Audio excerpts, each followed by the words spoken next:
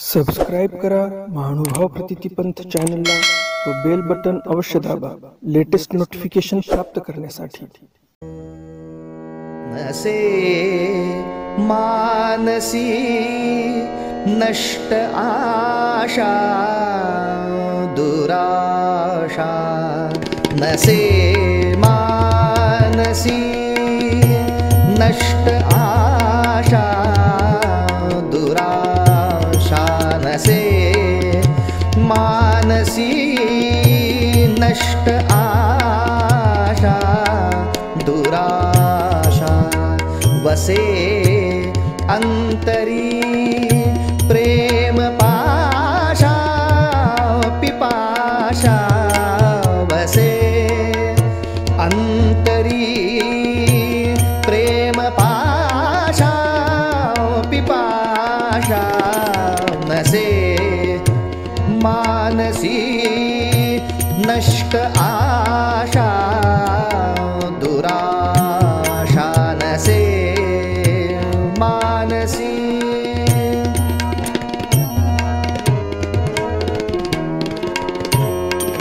ऋणी देव हा भक्तिभावे जयाचा, ऋणी देव हा भक्तिभावे जयाचा, जगी धन्य तो दास सर्वोत्तमाचा, जगी धन्य तो दास सर्वोत्तमाचा, नसे मानसी नष्ट आशा दुराशा, नसे मानसी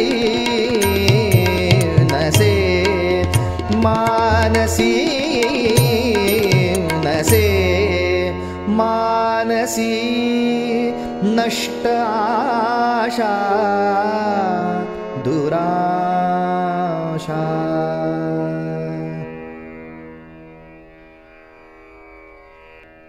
सर्वोत्तमाचा तोच भक्त तोच दास हा धन्य होय। कसा?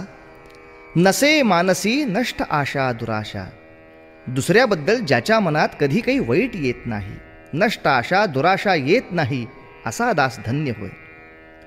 वसे अंतरी प्रेमपाशा पिपाशा, सर्वांबद्दल ज्याला प्रेमच वाटतं त्याच्या भक्तिभावानं देवही त्याचा ऋणी होतो। लोक हो, या वर्णनाच्या बरोबर महाभारतातली एक व्यक्तिरेखा अगदी तंतोतंत जुळते, ती म्हणजे नरोत्तम पार्थ, मध्यम पांडव अर्जुन। सज्जन हो, भारतवर्षामधलं एक मोठं साम्राज्य होतं हस्तिनापूरचं। या साम्राज्याचा राजा होता पंडू राजा। तेव्हा अचानक हा सम्राट पंडू वनविहारासाठी गेला असताना त्याचं तिथं निधन झालं। या पंडूला 5 मुलं, धर्म, भीम, अर्जुन, नकुल, सहदेव यांना पांडव म्हणत। आता पंडूचं निधन झाल्यावर या पांडवांना घेऊन त्यांची माता कुंती हस्तिनापुरामध्ये परत आली। वनामध्ये जाताना पंडूनं आपलं राज्य आपल्या भावाला सांभाळायला दिलं होतं, पण आता तात्पुरतं मिळालेलं राज्य कायमचंच मिळावं असा प्रयत्न तो भाऊ करायला लागला। त्या पंडूच्या भावाचं नाव धृतराष्ट्र, त्याला 100 मुलं होती, त्यांना कौरव म्हणत। आता हे पांडव आणि हे कौरव यांच्यामध्ये खरं भांडण सुरू झालं। असो, अर्थात अजून ही सगळी मुलं लहान होती, ही सगळी एकत्र शिकत एकत्रच राहत। त्यांचे शिक्षक होते द्रोणाचार्य। पण द्रोणाचार्य आपल्या स्वतःच्या मुलाला म्हणजे अश्वत्थाम्याला काहीतरी जास्त शिकवतात हे सगळ्या विद्यार्थ्यांमध्ये फक्त अर्जुनाच्या लक्षात आलं। पूर्वी आश्रमात सगळ्यांना सगळी कामं करायला लागायची, राजपुत्रांना सुद्धा। त्यातलंच एक काम असायचं पाणी भरण्याचं। नदीवरून घागरीतून पाणी आणायचं आणि आश्रमातले रांजण भरून ठेवायचे। प्रत्येकाच्या वाटणीला 8-8, 10-10 रांजण असायचे। सर्व राजपुत्रांनी ती कामं आधी आटपायची आणि मग नंतर वर्गात यायचं अभ्यासासाठी। पण अश्वत्थामा हे पाणी भरायचं काम लवकर करायचा आणि वर्गात लवकर जायचा, तेव्हा त्याला काहीतरी अधिक शिकवलं जात असावं असं अर्जुनाला वाटलं. पण या अर्जुनानं कधी मत्सर नाही केला. अश्वत्थाम्याचं काम लवकर कसं होतं याचा शोध लावला आणि त्याला कळलं की इतरांच्या घागरीपेक्षा अश्वत्थाम्याच्या घागरीचं तोंड मोठं आहे, म्हणून त्यात पाणी लवकर भरतं आणि तो लवकर येतो. तेव्हा अर्जुनानंही गुरूंनी शिकवलेल्या वरुणास्त्राचा वापर केला आणि पटदिशी पाणी भरायला सुरुवात केली आणि वर्गात लवकर यायला लागला. गुरूंना कौतुक वाटलं, कारण अश्वत्थाम्याचं काम लवकर होतं, कारण त्यात चालाखी होती. पण अर्जुनानं आपलं काम लवकर आटोपलं ते आपल्या ज्ञानाने, आपल्या अभ्यासाने, गुरूंनी दिलेल्या शिकवणुकीने. अर्जुन एकपाठी होता, त्यामुळे द्रोणाचार्य गुरुजींचा तो अतिशय आवडता होता. पण तरीही तो कोणाही पुढे आपली आत्मप्रौढी करत नसे. बघा, मला हे येतं, तुम्हाला येतं का, माझ्याशिवाय कोणालाच हे येणार नाही वगैरे तो स्वतः कधीच बडबड करत नसे. बाकीचे सगळे समजून घेत. गुरूंनी सगळ्यांनाच राज्यशास्त्र शिकवलं, शस्त्र शिकवली, गदा शिकवली, धनुष्य, भाला सगळं काही शिकवलं. आणि एकदा सगळ्यांची परीक्षा घेतली. प्रभात झाली, वाद्ये झडली, मुहूर्त स्पर्धेचा. प्रभात झाली, वाद्ये झडली, मुहूर्त स्पर्धेचा. धनुष्य घेऊन उभा राहिला सुत धृतराष्ट्राचा. धनुष्य घेऊन उभा राहिला सुत धृतराष्ट्राचा. गुरुजी विचारित सर्व मुलांना, बघा समोर तिथे. गुरुजी विचारित सर्व मुलांना, बघा समोर तिथे. वृक्षावर मी पक्षी ठेवला, पर्णातून दिसे. वृक्षावर मी पक्षी ठेवला, पर्णातून दिसे. त्या पक्षाचा नेत्र फोडणे कार्यच तुम्हास. त्या पक्षाचा नेत्र फोडणे कार्यच तुम्हास. झाडावरती काय दिसे रे, सांगा आम्हास. अरे झाडावरती काय दिसे रे, सांगा आम्हास. मग सारे किती सांगती, मग सारे किती सांगती. वर्णना करती, वर्णना करती. फांद्यांवर शेले दिसती, पानांवर माळा रुळती. गुरुजी नाराजची होती. दिसतो मजला पक्षाचा तो डोळा फक्तची हो. दिसतो मजला पक्षाचा तो डोळा फक्तची हो. त्या पार्थाला गुरु सांगती, बाण चालवा हो. त्या पार्थाला गुरु सांगती, बाण चालवा हो.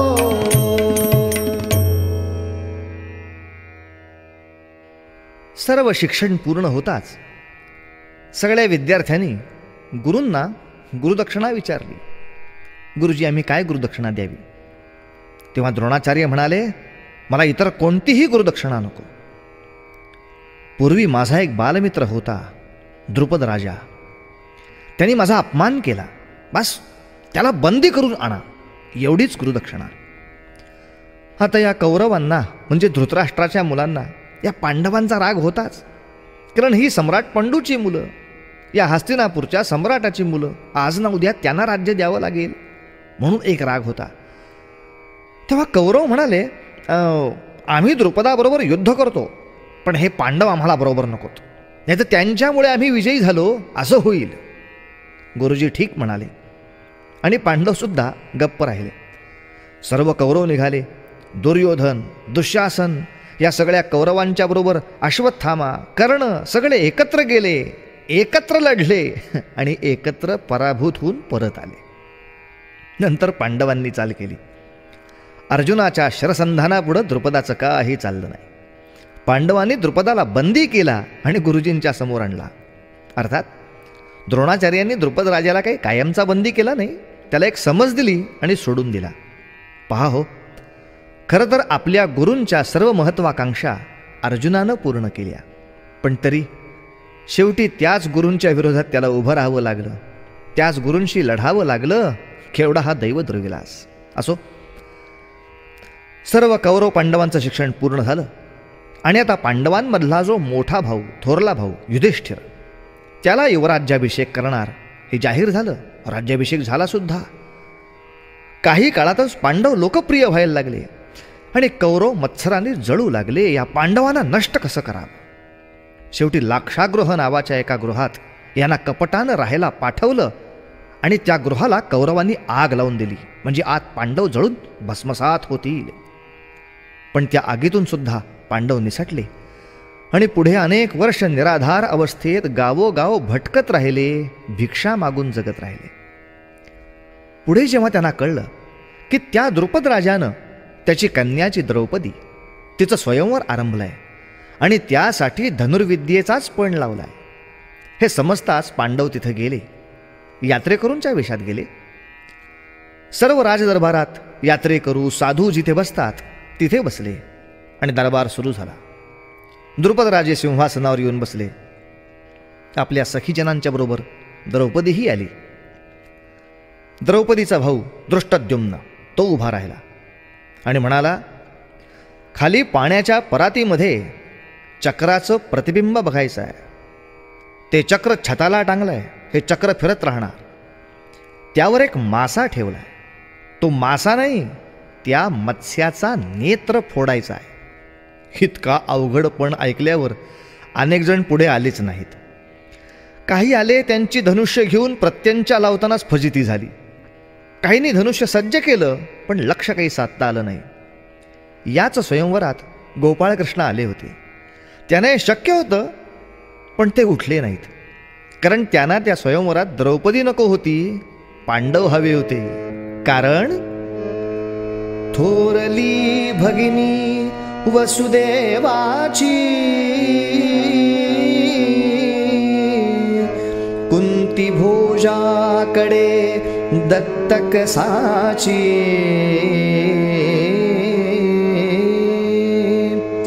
दुःख वार्ता तिच्या पुत्रांची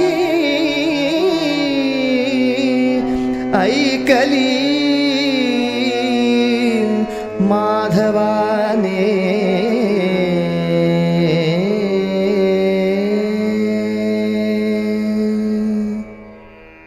सज्जन हो, कुंती ही कृष्णाची आत्या, वसुदेवाची बहीण, पण ती कुंती भोज राजाकडे दत्तक गेलेली, म्हणून तिच्याशी इतके वर्ष संपर्कच राहिला नाही.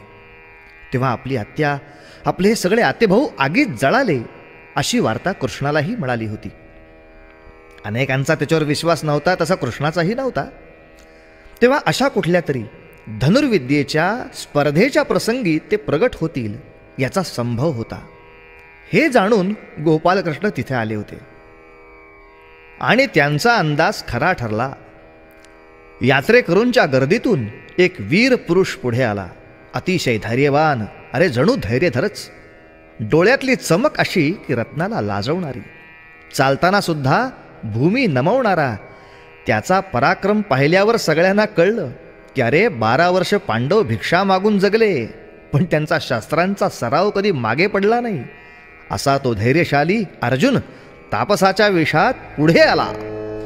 नयने लाजवित, नयने लाजवित, नयने लाजवित, बहुमोल रत्ना, बहुमोल रत्ना, जणू धैर्यधर धरित, जणू धैर्यधर धरित, धनदासम धनानयने लाजवीत नयने लाजवीत नयने नयने लाजवीत नमवी पहा भूमी नमवी पहा भूमी हा चालताना हा चालताना सुचवीत तिज तुची सुचवीत तिज तुची मज पुढे निर्धना नयने लाजवीत नयने लाजवीत बहुमोल रत्ना बहुमोल रत्ना बहुमोल रत्ना बहुमोल रत्ना नयने लाजवीत नयने लाजवीत नयने लाजवीत नयने लाजवीत नयने लाजवीत नयने लाजवीत. अर्जुनानं धनुष्य सज्ज केलं आणि मत्स्यभेद केला. सगळीकडे वाद्यांचा कल्लोळ उठला. अहो थाटामाटात द्रौपदीचं अर्जुनाचं लग्न लागलं. अरे पण हे पांडव जिवंत आहेत हे सगळ्या जगाला कळलं. कौरवांचं कपट उघडं पडलं. म्हणून चिडून सगळ्या कौरवांनी अंगराज कर्णासह या पांडवांवर चाल केली. पण तरीसुद्धा त्या सर्वांना पराभूत करून पांडव विजयीच झाले. गोपाळकृष्णाची आणि पांडवांची भेट या ठिकाणी झाली. आता द्रुपदराज आणि द्वारकाधीश गोपालकृष्ण हे दोघंही पांडवांना पूर्ण मदत करायला उभे आहेत हे म्हटल्यावर धृतराष्ट्र चमकला. अहो द्रुपद काय आता सासराच होता, पण कृष्ण मात्र त्यांचा भाऊ होता म्हणून त्यांच्या मागे उभा राहिला असं नाही म्हणता येणार. गोपाळकृष्ण सज्जनांचा रक्षण करता या नात्यानं पांडवांच्या मागे उभा राहिला. अहो भगवंताच्या आयुष्याचं ध्येय ठरलं होतं हे धर्मराज्य सज्जनांच्या हाती देणं, धर्मस्थापना करणं हा त्याचा मानस होता. तेव्हा त्या राज्यावर बसायला योग्य अशा राजाची तो वाटच पाहत होता. तोही शोध लागला. तो शोध पांडवांना पाहताच संपला. अत्यंत नीतिमान धैर्यशील अशा पांडवांनाच अखिल भारतवर्षाचं सम्राट म्हणून आपण अभिषिक्त करायचं असं कृष्णाच्या मनात आलं. आता काही जण म्हणतील की धर्मराज्य करायचं तर मग आपणच करायचं, आपणच बसायचं राज्यावर. पण मोठी माणसं असं सहसा करत नाहीत, कारण स्वतःला उपभोगायला हवं म्हणून राज्य निर्माण केलं असा आक्षेप येतो. आर्य चाणक्यानं सुद्धा धर्मराज्याची उभारणी केली, पण सिंहासनावर बसवलं चंद्रगुप्ताला. तसं या भारतवर्षात धार्मिक राजवट यायची असेल तर अत्यंत न्यायी अशा युधिष्ठिरालाच राज्यावर बसवलं पाहिजे आणि इतर पांडवांना राजसभा दिली पाहिजे असं कृष्णाच्या मनात आलं. आता कृष्ण एका नात्यानं पांडवांचा भाऊ होता. त्याने द्रौपदीला आपली बहीण मानलं, त्यामुळे तो पांडवांचा मेहुणाही झाला. आणि पुढे यादवांचा आणि पांडवांचा नातेसंबंधही राहावा म्हणून कृष्णानं आपली बहीण सुभद्रा हिचा विवाह अर्जुनाशी काही काळाने करून दिला. पूर्वीच्या काळात अनेक विवाहांची चाल होती. अहो शिवाजीराजांची सुद्धा 8 लग्न झाली होती. अहो पण म्हणून अनेक लग्न झाली यासाठी आपण एखाद्याच्या चारित्र्यावर संशय का घेत असतो? पूर्वी राजकारण चालवणं यासाठी अनेक राजमंडळांशी नातेसंबंध जोडणं बांधणं हे आवश्यक असायचं. त्या काळात तो प्रघात होता. अर्जुनाच्या किंवा कृष्णाच्या या स्त्रियांची संख्या मोजताना आपण त्यांचा पराक्रमही जरा मोजावा की हो. त्यांच्याप्रमाणे अशा प्रसंगात आपण नीतिमान कितपत वागू असाही विचार करावा. आता एक नीतिमत्तेची गोष्ट सांगतो. द्वारकेचा राजा कृष्ण आणि द्रुपद महाराज हे दोघंही पांडवांचे पाठीराखे आहेत हे कळताच धृतराष्ट्रांनी पांडवांना बोलवून घेतलं आणि सांगितलं, आता इतकी वर्ष मी हे हस्तिनापूरचं साम्राज्य सांभाळतोय, तेव्हा ते नुसतंच तुम्हाला देऊन टाकणं मलाही जरा कसं तरीच वाटतंय. त्यामुळं असं करूया, आपण या राज्याच्या 2 वाटण्या करूया. म्हणजे माझ्या मुलांसाठी कौरवांसाठी हे हस्तिनापूर राहू दे आणि तुम्ही आपल्या इकडे पलीकडे खांडव वन नावाचं जंगल आहे ना ते घेऊन टाका. वा, काय वाटणी आहे, यांना राज्य आणि यांना जंगल. ठीक आहे. तरीसुद्धा सज्जन पांडवांनी उदारपणाने ही वाटणीसुद्धा मान्य केली. आता ते खांडवन साफ केलं. गोपाळकृष्णाची संपत्ती, कारागीर, द्रुपदाचं साह्य या सगळ्यांना एकत्र घेऊन तिथे एक मोठी राजधानी उभी केली, इंद्रप्रस्थ. त्यानंतर मात्र भारतातल्या सर्व राज्यांना भेटी द्यायच्या, राजांना भेटायचं. काहींना आपलं त्यांनी मित्र केलं, जे युद्धाला उभे राहिले त्यांचा पराभव करून त्यांना आपलं मांडलिक केलं. सर्व भारतवर्ष जिंकलं भीम आणि अर्जुनाने. यातल्या अर्जुनाचा दिग्विजय एक लक्षात ठेवण्यासारखी गोष्ट म्हणून सांगतो, हा एकट्या अर्जुनाचा आहे. यातल्या अनेक युद्धामध्ये गोपाळकृष्ण अर्जुनाच्या सारथ्याला नव्हता. अनेकांचा गैरसमज आहे गोपाळकृष्ण सारथ्याला असल्यामुळेच अर्जुन सदा सर्वदा यशस्वी झाला, तर तसं नाही आहे. अर्जुन स्वतःच्या पराक्रमाने अनेक वेळेला दिग्विजय मिळवलेला असा योद्धा आहे. त्याला गोपाळकृष्णाने नंतर साथ दिली. असो, भीमार्जुनाने भारत दिग्विजय केला. त्यानंतर पांडवांनी राजसूय यज्ञ केला. सार्वभौम सम्राट म्हणून आता युधिष्ठिराला अभिषेक झाला. अत्यंत वैभवशाली राज्याचे आता ते मालक झाले होते. द्रौपदी अवघ्या भारतवर्षाची सम्राज्ञी झाली होती. अशा वैभव काळात अर्जुन इंद्राकडे गेला होता, काही शस्त्रांचा अभ्यास करण्यासाठी आणि काही कलांचाही अभ्यास करण्यासाठी. आता या ठिकाणी अर्जुनाचं शील काय आहे ते पहा. इंद्राकडे अर्जुनाने शस्त्रांचाही अभ्यास केला आणि नृत्यकलेचा सुद्धा अभ्यास केला. या वर्षभरात तो विद्याभ्यासासाठी इंद्राकडेच राहिला होता. तेव्हा त्याच्या सेवेसाठी इंद्रानं उर्वशीच्या कुळातली अप्सरा पाठवली, अतिशय रूपसुंदर. आता अशी रूपसुंदर अप्सरा आपणहून खुश होऊन आली. नुसतं इंद्रानं सांगितलं म्हणून नव्हे, तर अर्जुनासारखा अतिशय बलवान असा तिला शृंगाराला साथीदार मिळणार म्हणून मनातून आनंदून ती आली होती. का हो, अशी आपणहून रूपसुंदरी आल्यानंतर एखाद्या लंपटाचं काय झालं असतं? पण नाही, अर्जुनानं शांतपणे तिला नकार दिला. तरीसुद्धा ती काही ऐकेना. अहो बिचारी अगदी नटून थटून आली होती हो. मदनाची मंजिरी साजिरी, मदनाची मंजिरी साजिरी, मदनाची मंजिरी साजिरी, उषाच हसरी चंद्रिकाच कोवळी कायही, उषाच हसरी चंद्रिकाच कोवळी कायही, नाजूक चाफे कणी, नाजूक चाफे कणी, मदनाची मंजिरी साजिरी, मदनाची मंजिरी.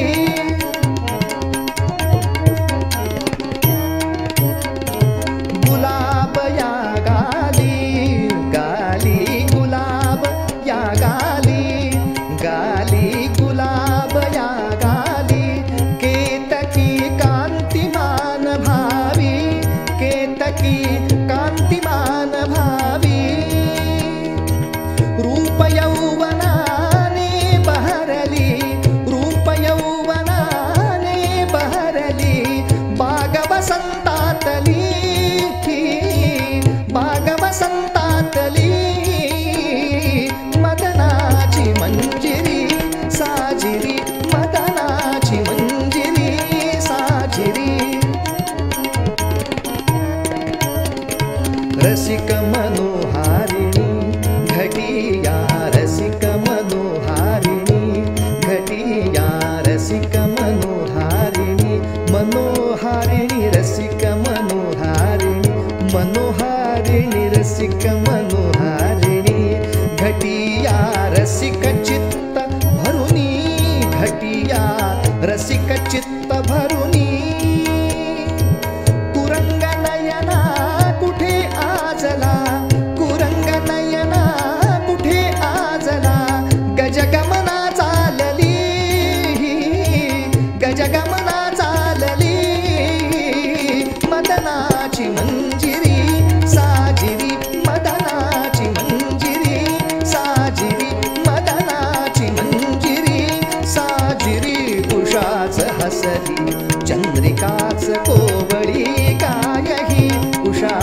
ओसरी चंद्रिकाच कोवळी काय ही नाजूक चाफे कळी नाजूक चाफे कळी मदनाची मंजिरी साजिरी मदनाची मंजिरी साजिरी मदनाची मंजिरी ही मंजिरी ही मंजिरी.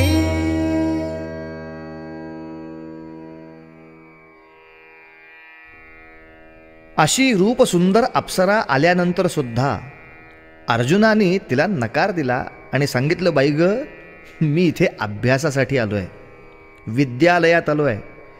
मी या महाविद्यालयात प्रेम प्रकरण करण्यासाठी आलेला नव्हे. हो प्रकरण जर मनात काही असेलच तर मग शिक्षण संपवून बाहेर पडल्यावर विचार करू, तोपर्यंत नव्हे. असा आत्मसंयमी अर्जुन आहे. त्याने सन्मानपूर्वक त्या अप्सरेला परत पाठवलं. पुढे अर्जुनाच्या आयुष्यात त्याला 1 वर्ष विराट राजाच्या घरी राहावं लागलं होतं. हा विराट नावाचा राजासुद्धा तो म्हणाला, माझ्या कन्येबरोबर आपण विवाह करत असाल तर मला आनंद होईल. मी माझी कन्या आपल्याला अर्पण करायला तयार आहे. विराट राजा तयार होता. अर्जुन वयानं बराच तेव्हा मोठा होता. ती विराटाची मुलगी उत्तरा, ती अतिशय नाजूक अशी बालिका होती. सुंदर मुलगी दिसतीये, तिचा बापही तयार आहे, मग कशाला नकार द्या, असा विचार कोणीही केला असता. पण अर्जुन म्हणाला, नाही नाही, हे होणार नाही. विराट महाराज, तुमची मुलगी मी पत्नी म्हणून नाही स्वीकारणार, तर तिच्या वयाला योग्य असा माझा मुलगा आहे, तेव्हा तिला मी सून म्हणून स्वीकारेन. खरंच अर्जुनानं त्या उत्तरेचं लग्न आपल्या मुलाशी, अभिमन्यूशी लावून दिलं. हे आहे अर्जुनाचं शील. स्वामी विवेकानंद एका ठिकाणी फार छान बोलले. ते म्हणाले की लोक माणसाच्या तपशिलाचा फार विचार करतात, पण त्याचं तप आणि शील याचा विचार फारसा करत नाहीत. खरंच अर्जुन असा मनोजयी सुद्धा होता. असा शीलवान अर्जुन आणि सारे पांडव मोठ्या आनंदात राहत होते. पण त्यांच्या सुखाला दृष्ट लागली. कौरवांनी पांडवांना द्यूत खेळायला बोलवलं आणि त्या जुगाराच्या डावात पांडव सगळं हरले. राज्य हरले, खजिना हरले आणि 12 वर्ष वनवास आणि 1 वर्ष अज्ञातवास हे भोगून आम्ही परत येऊ, तेव्हा कौरवाने आम्हाला आमचे राज्य परत द्यावे, या अटीवर बाहेर पडले. काय दैव दुर्विलास नाही. पण या वनवासात सुद्धा एकदा जयद्रथ नावाच्या राजाने द्रौपदीला पळवून न्यायचा प्रयत्न केला. पण अर्जुन तो आपल्या त्या झोपडीपाशी आल्यानंतर त्याला कळलं द्रौपदीचं कोणीतरी अपहरण केलंय. आणि काही क्षणातच अर्जुनाने त्या जयद्रथाचा रथ मोडला आणि जयद्रथाला बंदी केला, त्याला समज देऊन सोडला. तेव्हा सगळ्यांना कळलं की अर्जुनाचे कान इतके तिखट आहेत की त्याला शत्रू दिसावा लागत नाही. शांत वनामध्ये दूरवर नुसता रथाचा खडखडाट त्याला ऐकू आला होता. त्या आवाजाच्या अंदाजानं बाण सोडला आणि जयद्रथ सापडलाच. पण एवढी धनुर्विद्या असून सुद्धा 12 वर्षांनी जर कौरवांनी राज्य द्यायचं नाकारलं तर, युद्ध करावं लागलं तर मात्र हे कौशल्य पुरेसं नाही. म्हणून गोपालकृष्णाने अर्जुनाला सांगितलं, बाबा रे, या वनवासात तुला थोडा वेळ आहे, तर आता भगवान शंकरांच्याकडे जा, कैलासात. त्यांच्याकडे पाशुपतास्त्र नावाचं एक महान अस्त्र आहे, ते मिळव. मात्र वेड्या, जाताना कोणाला सांगू नको शस्त्र मिळवायला चाललोय म्हणून. असं सांग, 1 वर्षभर तीर्थयात्रेला चाललो आहे. ह्या कौरवांच्या कपटामुळे माझं मन उबगलंय, ते जरा शांत करतो हिमालयात जाऊन, असं सांगून निघ. साध देती हिम शिखरे शुभ्र पर्वताची, साध देती हिम शिखरे शुभ्र पर्वताची, साध देती हिम शिखरे शुभ्र पर्वताची. क्रमिन वाट एकाकी, क्रमिन वाट एकाकी, क्रमिन वाट एकाकी ब्रह्म साधनेची. साध देती हिम शिखरे शुभ्र पर्वताची, साध देती हिम शिखरे. कैलासाचा कळस ध्वजा कौपिनाची, कैलासाचा ध्वजा कौपिनाची कैलासाचा कळस कैलासाचा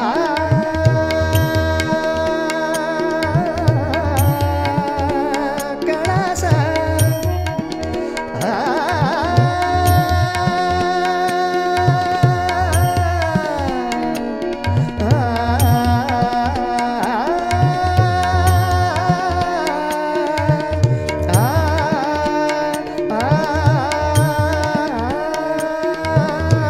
कैलासाचा कळस ध्वजा कौपिनाची कैलासाचा कळस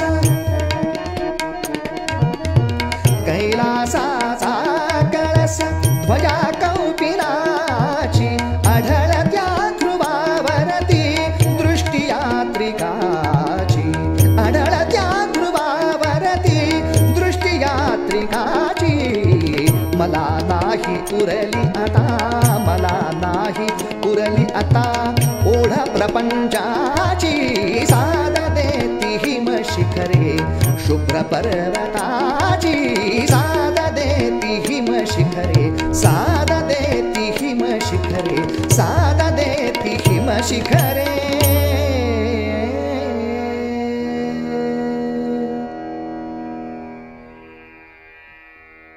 या प्रकरणात गोपाळकृष्णाची भूमिका पहा की मी सतत तुम्हाला वाचवीन मग तुम्हाला काय करायचे कष्ट करून असले आळशी विचार त्यांनी कधीच दिले नाहीत.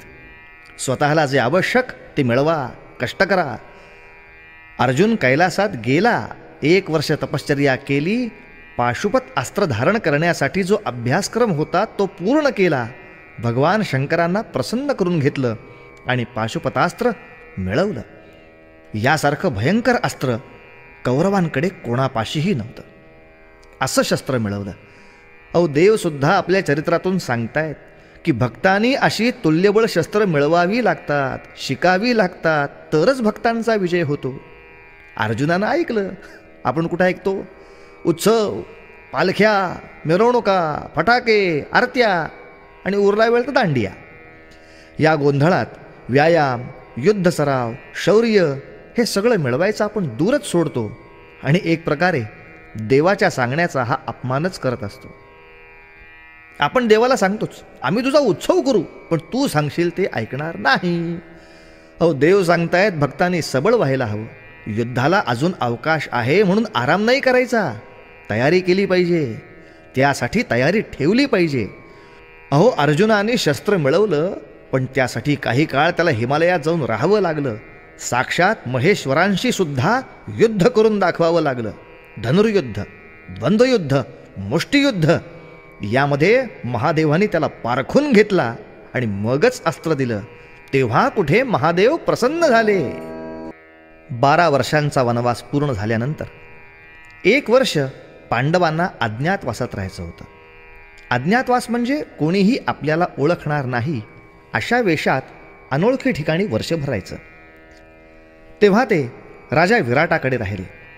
तिथे अर्जुन नृत्य शिक्षक या नात्याने राहिला होता. पण वर्ष पूर्ण होताच कौरवांना याचा सुगावा लागला की पांडव इथे आहेत. तिथेच त्यांच्यावर स्वारी करून त्यांना नष्ट करू म्हणून कौरव चाल करून आले. तेव्हा या नृत्य शिक्षक अर्जुनानं धनुष्य उचललं आणि गोपाळकृष्ण सारथी नसताना सुद्धा विजय मिळवला. अहो कुणाकुणावर विजय मिळवला महाराजा?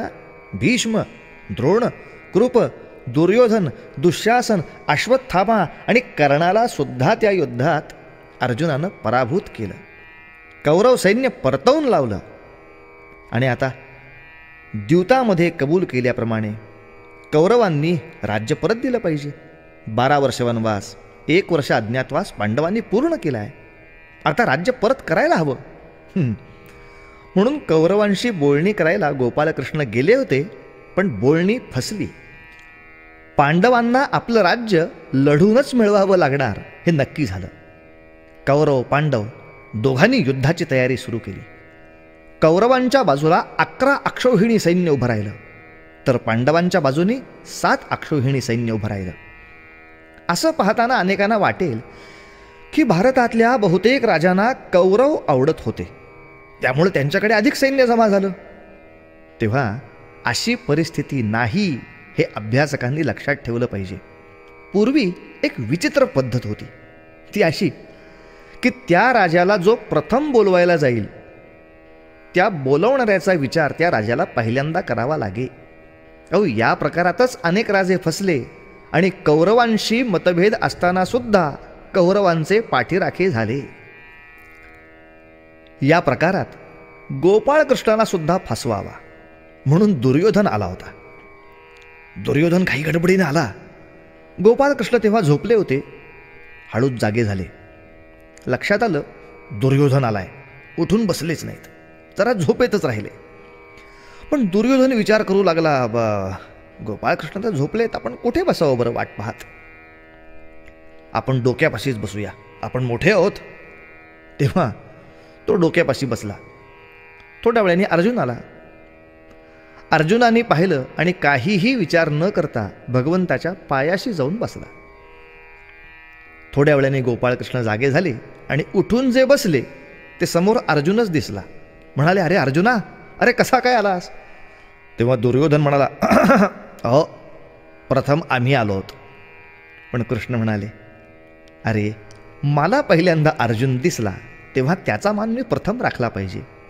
आणि तसंही झालं तरी तुझा तो धाकटा भाऊ आहे, तू वयाने मोठा आहेस, तेव्हा असा होतावळेपणा बरा नाही. बालहट्ट म्हणून धाकट्या भावाचा विचार तू सुद्धा आधी केला पाहिजेस. हे बघा, तुम्ही दोघंही आलात तेव्हा मी माझ्या मदतीचे 2 भाग करतो. मी एका बाजूला राहीन आणि माझी सेना एका बाजूला राहील. कुणाला काय हवं ते सांगा, पण पहिला मान अर्जुनाचा राहील. अर्जुनाने सांगितलं, गोपाळकृष्णा, अरे तुला सोडून तुझी सेना घेऊन काय करायचंय? मला फक्त तूच हवायस. कृष्णाने नकळत अर्जुनाचा फार मोठा मान राखला.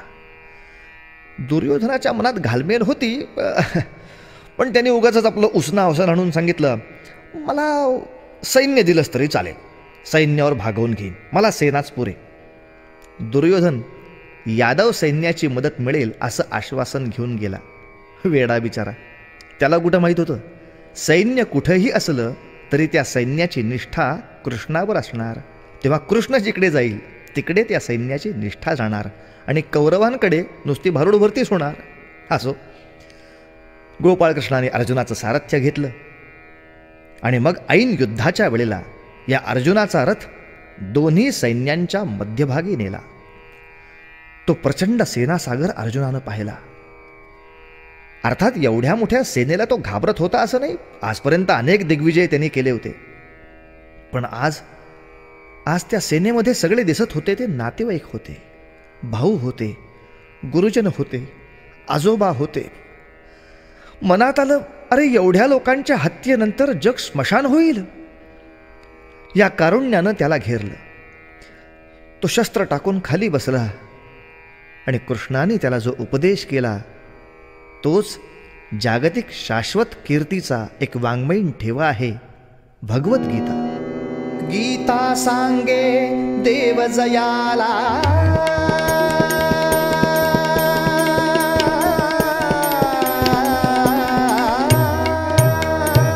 गीता सांगे देव जयाला, ऐसा भाग्यवान. गीता सांगे देव जयाला, ऐसा भाग्यवान. पार्थ नरोत्तम सद्गुण खानी, पार्थ नरोत्तम सद्गुण खानी, पराक्रमी गुणवान. हो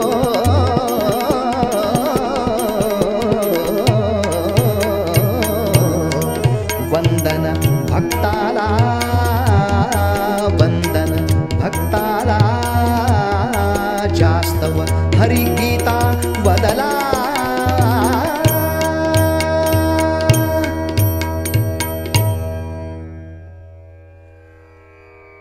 या गीता श्रवणाचा अपेक्षित परिणाम झाला आणि अर्जुनानं 18 दिवस उत्तम युद्ध केलं. या युद्धाच्या काळात त्याचं कौशल्य अनेक ठिकाणी प्रगट झालं. युद्धात एक प्रसंग असा झाला, गुरुवर्य द्रोणाचार्य त्यांच्या हाती सेनापतीपद गेलं होतं. त्यांनी चक्रव्यूह तयार केला आणि या चक्रव्यूहात अर्जुनाचा पुत्र अभिमन्यू तो फसला.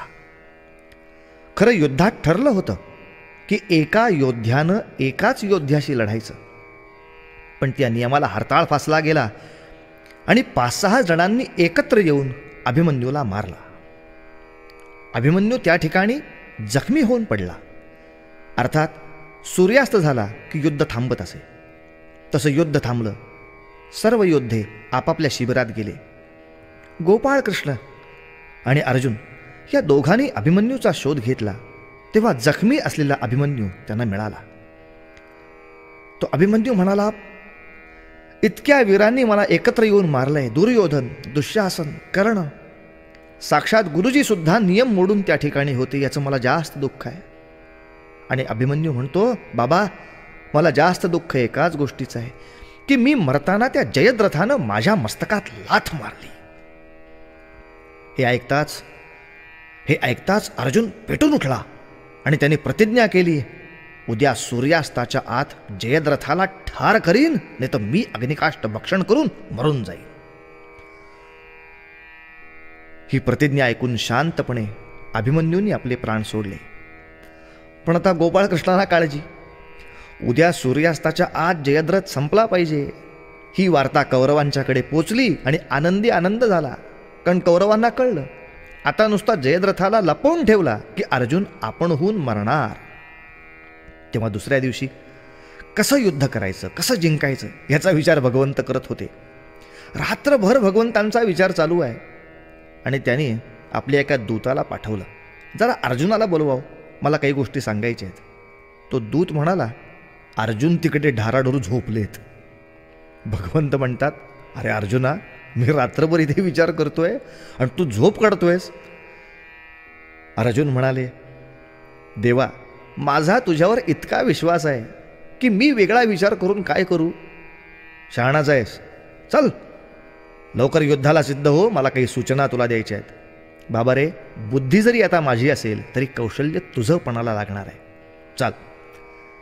त्या दिवशी कोणत्याच योद्ध्याबरोबर अर्जुनाला फार काळ झुंजत कृष्णाने ठेवलं नाही. सतत ते पुढे जात राहिले. या रणक्षेत्रात जयद्रथ कुठे लपून बसलाय त्याचा शोध घेण्यासाठी. शेवटी तो काही गेल्या सापडेना म्हटल्यानंतर योगमायेनं खोटाच सूर्यास्त झाल्याचं कृष्णाने भासवलं. झालं, आता अर्जुन आपणहून कसा मरतो हे बघायला सगळेजण आले. त्यात जयद्रथही आला. तेव्हा कृष्णाने आपली माया आवरली आणि अर्जुनाला सांगितलं, हे बघ, अजून सूर्य अस्त झालेला नाही, तू हरला नाहीयेस. हा सूर्य आणि हा जयद्रथ, उडव त्याचं मस्तक. मात्र लक्षात ठेव, याचं मस्तक जो कुणी जमिनीवर पाडेल तो जळून भस्मसात होईल. म्हणून एक लक्षात ठेव, या रणक्षेत्राच्याही बाहेर या जयद्रथाचे वडील तपश्चर्या करतायत. हे मस्तक असं उडवायचं की ते त्यांच्या मांडीत जाऊन पडलं पाहिजे. म्हणजे मग आपल्या मांडीत काय पडलं हे बघायला ते उभे राहतील आणि त्यांच्या हातून हे मस्तक जमिनीवर पडेल. म्हणजे जळतील ते, मरेल जयद्रथ आणि तू सुरक्षित राहशील. अर्थात कृष्णाच्या म्हणण्याप्रमाणे सगळं काही झालं. पण तरीसुद्धा त्या रणक्षेत्राच्या बाहेर असलेल्या जयद्रथाच्या वडिलांच्या मांडीत ते डोकं जाऊन पडावं म्हणजे किती अचूक शरसंधान करावं लागेल. अशी कौशल्याची अतिशय उत्कट कला या अर्जुनाने या युद्धात अनेक वेळा दाखवली आहे. असो, 18 दिवस युद्ध झालं, विजयही मिळाला. पण हा विजय या पांडवांना कधीही गर्विष्ठ करू शकला नाही. सगळे कौरव संपले तेव्हा त्यांचं श्राद्ध करण्यासाठी सुद्धा धृतराष्ट्राकडे आता धन उरलं नाही. त्यांनी धनाची याचना करताच भीम चिडला होता. पण तरीही पांडवांनी धन दिलंच. आणि अर्जुन भीमाला म्हणाला, हे बघ, ते कितीही आपल्याशी वाईट वागलेले असले तरी आज ते पुत्रहीन अवस्थेत आहेत, दीन अवस्थेत आहेत. तेव्हा त्यांचे सगळे अपराध आपण विसरले पाहिजेत. त्यांना त्यांच्या अपराधाचा दंड मिळाला आहे. तेव्हा आता हे वाणीचं ताडण नको. भीमानी काकांना अपशब्द बोलले याबद्दल अर्जुनाने काकांची क्षमा मागितली. इतका मोठ्या मनाचा अर्जुन होता. पुढे आपल्या नातवाला म्हणजे अभिमन्यूच्या मुलाला परीक्षितीला राज्यावर बसवून मग सगळे पांडव स्वर्गाला निघून गेले. कृष्ण कृष्ण जय, कृष्ण कृष्ण जय असा जप करत आपलं आयुष्य संपवलेला हा नरोत्तम पार्थ किती सच्शील, नम्र, कर्तव्य तत्पर असं आयुष्य व्यतीत करणारा. तेव्हा आपणही असंच आयुष्य व्यतीत केलं तर आपल्या रथाचं सारथ्य करायला भगवान येतील असं आश्वासन हे व्यास महर्षी या कथेतून आपल्याला देत आहेत. असा भक्त असायला हवा. नसे मानसी नष्ट आशा दुराशा, नसे मानसी नष्ट आशा दुराशा, वसे अंतरी प्रेम पाशा पिपाशा, वसे अंतरी प्रेम पाशा पिपाशा, वृणीदेव हा भक्तिभावे जयाचा, वृणीदेव हा भक्तिभावे जयाचा, जगी धन्य तो दास सर्वोत्तमाचा, जगी धन्य तो दास सर्व